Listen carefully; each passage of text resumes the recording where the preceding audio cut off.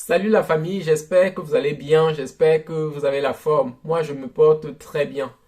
Alors aujourd'hui, on va parler d'une situation qui fait bouger le Cameroun depuis quelques jours. Il est question de la situation du secrétaire général à la présidence de la République, donc de Ferdinand Ngongo.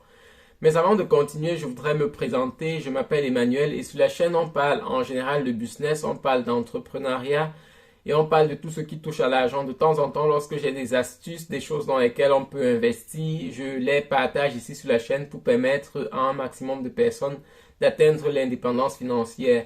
Et lorsque il y a d'autres sujets d'intérêt général, comme c'est le cas avec Ngongo, je partage aussi mon avis là-dessus. Donc, si les sujets t'intéressent, n'hésite pas de t'abonner à la chaîne et surtout de cliquer sur la cloche de notification pour ne pas manquer les prochaines vidéos.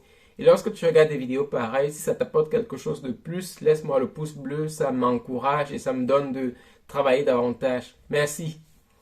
Alors, parlons donc de la situation. C'est une situation qui fait bouger le Cameroun depuis quelques jours et je ne comprends pas vraiment pourquoi. C'est vrai qu'il y a beaucoup de choses à dire là-dessus, mais je pense que le citoyen qui est loin en bas, comme moi, n'a vraiment pas une influence là-dessus. Et je trouve que c'est une situation qui ne doit pas prendre beaucoup de temps. Donc, on ne doit pas parler de ça à longueur de journée parce que c'est une situation dont on n'a vraiment pas le contrôle. Ça se passe en haut, ils sont en haut, ils gèrent les choses et nous qui sommes en bas, on n'a vraiment pas beaucoup de choses à dire là-dessus. Et au contraire, ça nous perd beaucoup de temps parce que pendant que les choses comme ça se passent, il y a beaucoup de choses qui se sont passées entre-temps.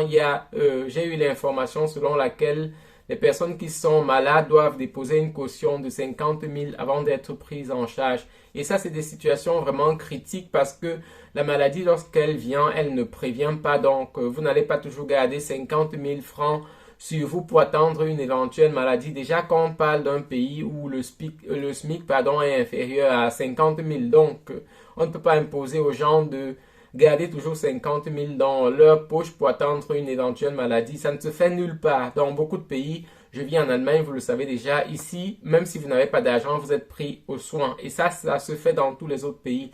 La santé est prioritaire et c'est vraiment des choses qu'on doit travailler, on doit combattre ça. Et je pense que c'est une situation qui devait faire beaucoup plus de vidéos. Beaucoup de personnes devaient faire des vidéos là-dessus. On devait davantage s'indigner face à cette situation pour critiquer ce système. Je pense que la maladie, c'est quelque chose que chaque gouvernement doit prendre au sérieux. Donc, s'il y a un gouvernement qui ne prend pas les cas de maladie au sérieux, c'est un gouvernement à bannir. C'est mon avis là-dessus dans tous les cas. Et aussi, cette semaine, il y a beaucoup de choses qui se sont passées à la bourse. Pour ceux qui aiment investir, c'est une semaine où tout chute. Mais aussi, ce qu'on sait, c'est que lorsque tout chute en bourse, c'est les bons moments pour entrer sur le marché financier. Et c'est vraiment ça. Donc, pour ceux qui ont un peu d'argent et qui sont intéressés par la bourse, lancez-vous. C'est un domaine qui marche bien. C'est un domaine dans lequel je fais depuis longtemps. Je ne fais pas de formation là-dessus, mais vous savez comment faire pour vous former là-dessus. Il y a certaines personnes qui forment peut-être. Moi, je ne forme pas là-dessus. Mais c'est aussi quelque chose qui n'a pas besoin de grande formation. Ça, au contraire, on a besoin d'un peu de courage et aussi d'un peu d'argent, de prendre quelques petits risques qui peuvent être rentables après un certain nombre de temps. Donc, c'est un peu ça. Alors, pour vous, je rappelle toujours que je ne suis pas un conseiller financier, je ne suis pas un expert en bourse. Ce que je partage ici, ce n'est que mon avis et c'est à vous de faire ce que vous en voulez parce que vos gains ou bien vos pertes, c'est vous qui décidez, c'est vous qui subissez les pertes, c'est vous qui gagnez aussi lorsque les gains arrivent. Donc, je ne profite pas d'une certaine manière, c'est pour cela que je voudrais toujours préciser cela ici.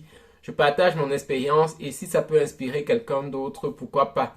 Donc, revenons à la situation de Ferdinand Ngongo. Je pense que c'est une situation qu'on doit simplement mettre de côté. Il y a beaucoup de personnes qui travaillent là-dessus, beaucoup de personnes qui critiquent davantage. Oui, si c'est leur travail, c'est bien, ça permet d'avancer. Mais pour nous, pour les jeunes qui sont dans des difficultés, qui ont besoin de réussir à l'école ou bien de réussir dans leur métier, je pense que l'essentiel, c'est ces choses-là pour le moment et les autres vont venir après.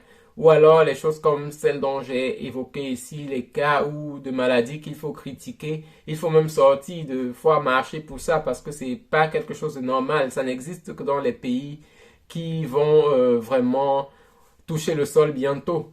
Donc c'est un peu ça mon avis là-dessus.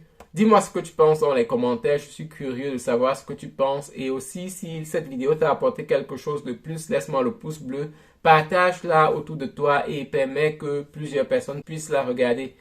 Donc, portez-vous bien, passez un bon week-end et on se revoit dans une autre vidéo. Bonne journée, bonne fin de week-end et à plus, bye.